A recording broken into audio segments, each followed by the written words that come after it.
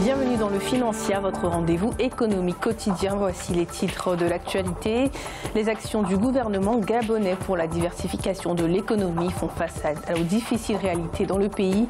La production du café est en recul, tout comme l'exploitation minière et pétrolière.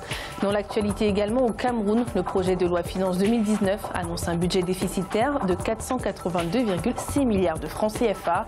Une situation économique difficile qui incite les autorités à envisager des mesures pour équilibrer dépenses et recettes. Et puis nous ferons un point en fin d'édition sur l'évolution des marchés boursiers africains.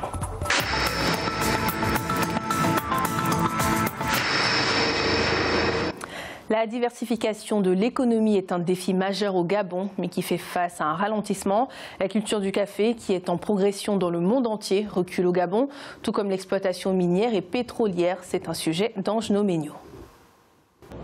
Alors que sa production mondiale augmente et dépasse les 120 millions de sacs, la culture du café continue de reculer au Gabon. Elle cède le pas au profit de l'exploitation minière et pétrolière, selon les autorités qui décrivent cette situation.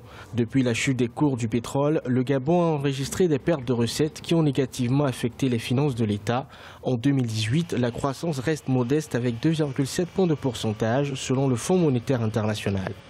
La croissance mondiale de la demande de café, qui résulte en grande partie de l'augmentation de la consommation intérieure des pays producteurs et des économies émergentes, offre des marchés supplémentaires à nos pays. Malheureusement, certains d'entre nous produisons encore moins que par le passé. Cela lié à la marginalisation de la filière caféière au profit des activités forestières, minières et pétrolières plus lucratives. Selon le ministre gabonais, les villages se sont dépeuplés de leur population au profit des régions pétrolières et minières. Cette situation a engendré une paupérisation des actifs ruraux et par conséquent un exode rural massif des jeunes vers les principaux centres urbains. Vous savez très bien que depuis 1960, la période des indépendants, on ne parle que de diversification. C'est le même discours tous les jours, mais ça n'a jamais réussi. Donc ça veut dire qu'il y a un problème certainement dans l'analyse ou alors les mécanismes opératoires visant à améliorer, à aller vers cette diversification. C'est un vieux débat, ça ne date pas d'aujourd'hui. La diversification économique limitée demeure une contrainte majeure et empêche le pays de tirer des gains de plus fortes exportations non pétrolières.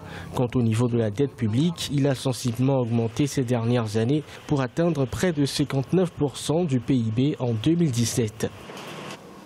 Le Rwanda, bientôt membre de l'Organisation de coopération et de développement économique, l'OCDE. C'est ce que souhaitent en tout cas les autorités rwandaises. Le ministre des Affaires étrangères, Richard Sezibera, a indiqué que le pays devrait acter cette intention en déposant une demande d'adhésion officielle à l'organisation.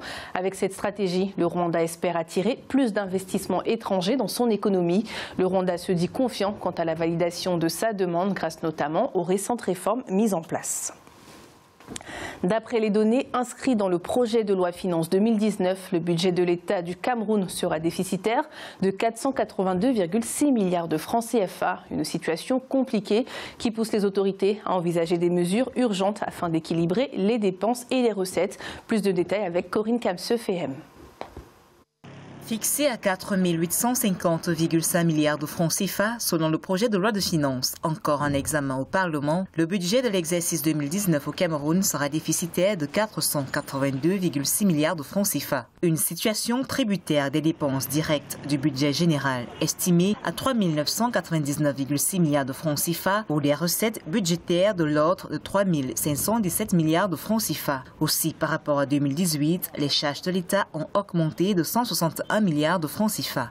Inévitablement, il y a des gaps cumulés. Les domaines régaliens de l'État vont directement ou indirectement être affectés. C'est-à-dire quoi?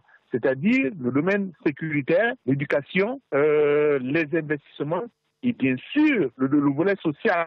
Au cours de cet exercice financier, l'État camerounais va effectuer des dépenses non directement budgétaires. Il s'agit notamment du remboursement d'une part des dettes intérieures et extérieures estimées à 582,4 milliards de francs CFA, du paiement des arriérés pour 177 milliards de francs CFA et du remboursement des crédits de taxes à la valeur ajoutée de l'ordre de 100 milliards de francs CFA.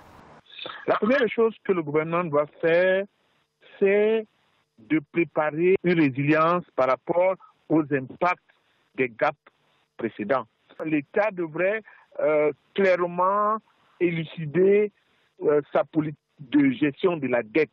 Malgré ce déficit, le gouvernement camerounais se félicite d'être en dessous du solde de référence de la CEMAC qui est de 561,6 milliards de francs CFA. Aussi, pour équilibrer ce budget, il est prévu le recours au prêt projet d'un montant de 588 milliards de francs CFA, l'émission de titres publics de l'ordre de 260 milliards de francs CFA et la possibilité d'effectuer des emprunts concessionnels et non concessionnels d'un montant global de 650 milliards de francs CFA.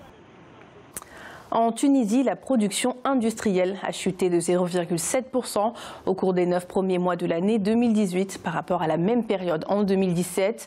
Une chute qui est liée à la baisse de la production dans le secteur de l'industrie chimique. Le secteur de l'extraction des produits non énergétiques affiche une baisse de 15,6% due à la chute de la production de phosphate brut passant à 2,616 millions de tonnes au cours des 9 premiers mois de 2018 contre 3,586 millions de tonnes à la fin de septembre 2017, soit une chute de 27%. Les cours du pétrole sont en baisse et approchent leur plus bas niveau mondial depuis plusieurs mois. Au mois d'octobre, les prix affichaient une baisse d'environ 25% sur les 4 dernières années. Les pays membres de l'Organisation des pays exportateurs de pétrole, l'OPEP, parmi lesquels figurent l'Algérie, l'Angola, la Libye et le Nigeria, doivent se réunir à Vienne les 6 et 7 décembre prochains afin de décider du futur de leur accord sur la limitation de la production. L'Arabie saoudite a déjà annoncé la réduction de sa production de 500 000 barils par jour et appelle à réduire l'offre mondiale d'1 million de barils par jour. Nous allons écouter un extrait du rapport mensuel de l'OPEP. La croissance de la demande mondiale est désormais attendue à 1,50 million de barils par jour cette année, une révision à la baisse de 40 000 barils par jour par rapport au mois dernier pour atteindre une demande de 98,79 millions de barils par jour. Bien que le marché ait atteint un équilibre pour l'instant, les prévisions pour 2019 sur la croissance de l'offre non OPEP indiquent des volumes plus élevés, dépassant la hausse de la demande mondiale et conduisant à un excès croissant de l'offre sur le marché. Nous allons à présent faire le point sur l'évolution des marchés boursiers africains. En Afrique australe et dans l'océan Indien, l'indice de l'île Maurice chutait de 0,18%. La bourse sud-africaine était en baisse de 2,59%. L'indice de Nairobi chutait de 0,10% et l'indice Gaborone perdait 0,06%. En Afrique de l'Ouest et centrale, la BRVM d'Abidjan perdait 1,10%. L'indice nigérian gagnait 0,51% et la bourse du Ghana chutait de 1,75%.